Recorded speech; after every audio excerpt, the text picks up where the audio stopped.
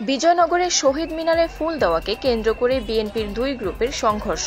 বিজয়নগর প্রতিনিধি মোহাম্মদ শামীম মিয়ার পাঠানো প্রতিবেদনে থাকছে বিস্তারিত।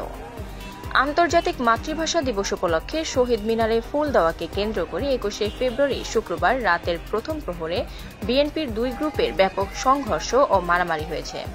এতে মারাত্মকভাবে ২ জন আহত হয়েছে। আহতরা হলেন ইসাপুর ইউনিয়নের সাজু মিয়ার ছেলে বিল্লাল, মহরম আলীর ছেলে জীবন মিয়া। ব্রাহ্মণবাড়িয়ার বিজয়নগর উপজেলা বিএনপির একাংশের সভাপতি জমির দস্তগীর জানান, প্রশাসনের সাথে প্রথম প্রহরে আমি এবং মহসিন ফুল দেই। পরবর্তীতে বিএনপি ও বিএনপির অঙ্গ সংগঠনের ছাত্রদল, স্বেচ্ছাসেবক দল, যুবদলের নেতাকর্মীরা ফুল দিতে যায়।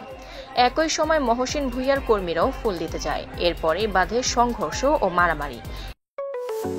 আপনার স্বপ্নের যাত্রা হোক ফ্লাই ইনফিনিটির সাথে। এ ঘটনা কে বা কারা ঘটিয়েছে আমি নিশ্চিত নই। বিজয়নগর উপজেলা বিএনপির একাংশের আহ্বায়ক মহসিন ভূঁইয়া জানান, ফুল দিতে গিয়ে বাধার সম্মুখীন হয়। এতে করে শহীদ মিনার প্রাঙ্গণে সংঘর্ষ বাধে। এ সময় আমাদেরও ৩ জন কর্মী আহত হয়।